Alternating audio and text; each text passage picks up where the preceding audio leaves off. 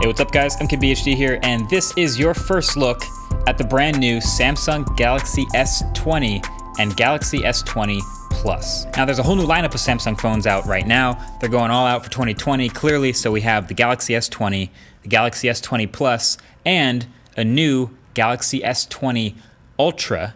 I've dropped an entire separate video on that S20 Ultra. It's the new Pro version in their lineup, but that phone starts at $1399, and we don't all have a G and a half to spend on a new phone, no matter how nice it is. So these are the true successors to the Galaxy S10 and S10 Plus, the S20 and S20 Plus. And to me, this is actually one of the biggest jumps up I've seen Samsung take with their phones.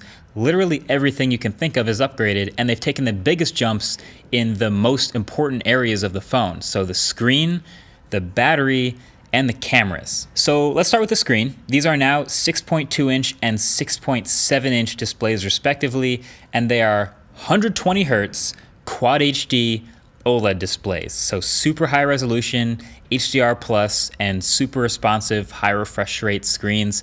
This is the train I've been telling you guys flagships are all gonna get on in 2020. And to match that super high refresh rate, Samsung has also doubled the touch sensitivity to a 240 hertz sample rate, meaning it responds to touch input twice as fast. And the whole new speed difference is instantly noticeable. Now, obviously it's still tough for me to show you guys in this a 30 FPS YouTube video, but yeah, literally everything from swiping around the UI to opening and closing apps and scrolling and eventually, of course, gaming, everything will look and feel smoother.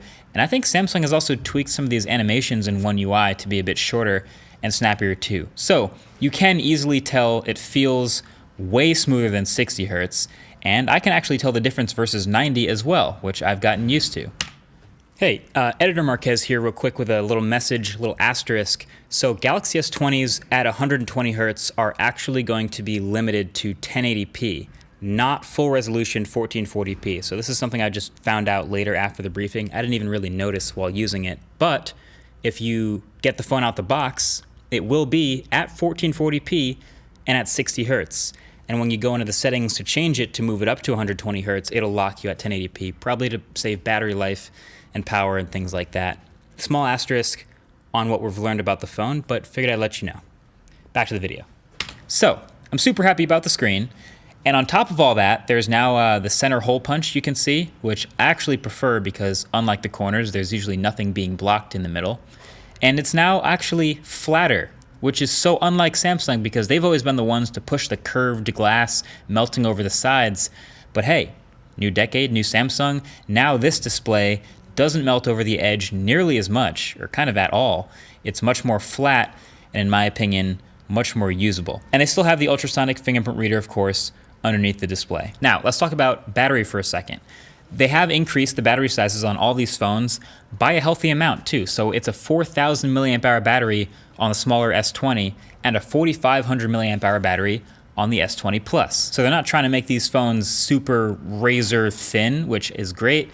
They're actually just a tiny bit thicker, but it's also probably because with a huge, bright 120 hertz display, you're gonna want all the battery you can get. So this is something we're gonna have to test, of course, when we get the phone in for the full review, but I'm at least glad to see on the spec sheet much larger cells. Plus there's still 25 watt fast charging with that charger included in the box and wireless charging too.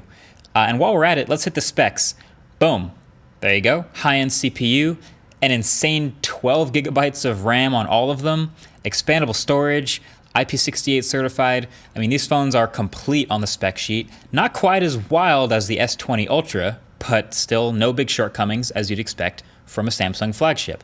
And the entire lineup is also all 5G capable, but I don't think this is quite a game changer as much as some people will try to make it out to be. The S20 and S20 Plus, they will not do millimeter wave, so only sub-6 5G. And so it'll say 5G in the corner, but we talked about this in a previous video. It's only going to be up to about 20% faster than good 4G on a good day. And so I wouldn't buy this phone just for the 5G. So anyway, let's hit the last and probably most important new piece of these new phones with the Galaxy S20, and that is the cameras. They are a huge focus for Samsung in these new phones this year, pun intended. And I haven't seen the unpacked slideshow slides yet. I'm recording this before that.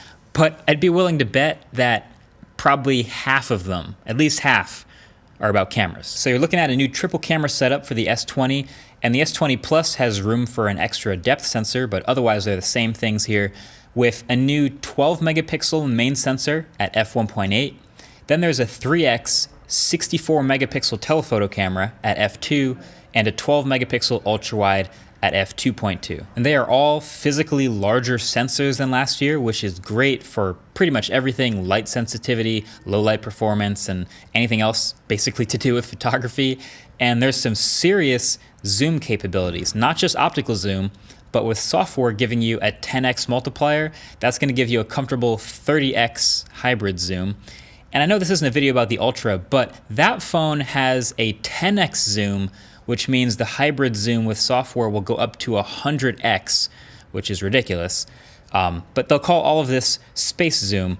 It could have called it Galaxy Zoom, but I guess that works as well. But the nice cherry on top of all of this is they're all capable of 8K 24 FPS video across the whole lineup. Now, 8K video in a smartphone camera sounds incredible. Sounds like something I'd put in my dream phone, but there is a catch. 4K was already big, but 8K video is 33 megapixels per frame, which is awesome because you get the flexibility of being able to pull 33 megapixel stills from a video.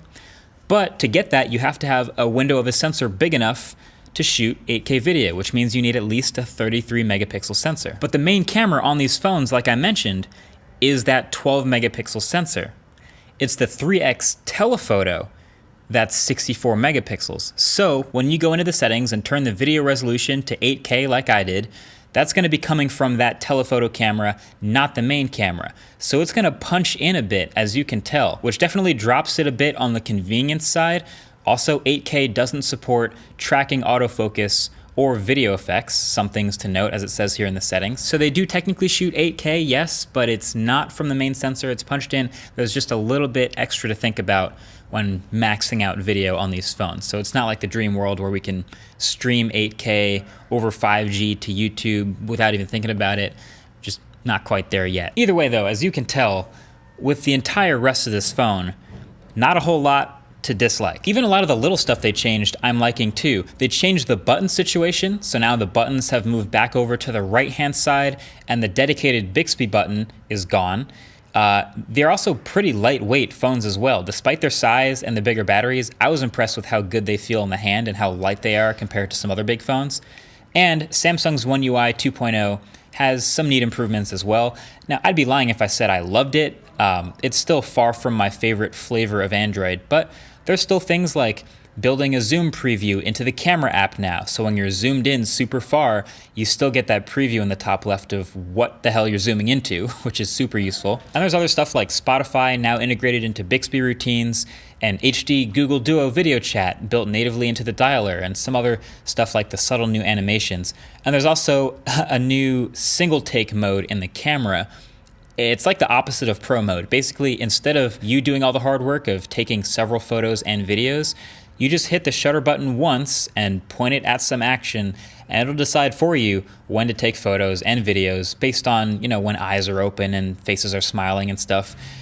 Seems kind of cool, but this isn't something I think I'll ever use. Call me crazy, but I like taking the photos myself. But at the end of the day, if you look back at this whole thing, you go down the spec sheet and everything they've done with this phone, it's hard to find anything you could consider a weakness or a complaint or a downside or a bad thing about this phone, aside from maybe the price. Now, of course, a lot of this is on paper and based on like the 2 hours that I spent with this phone getting this footage, but honestly, I'm excited to review this phone. Definitely subscribe to be among the first to see that when it comes out if you haven't already. Yeah, is it too early to call Samsung a frontrunner for the most improved award, just based on how many things are better about this phone? I don't know, something to think about. Either way, thanks for watching, and definitely check out the Galaxy S20 Ultra video. First link below the like button. If you haven't already watched that, check that one out too. Catch you guys in the next one. Peace.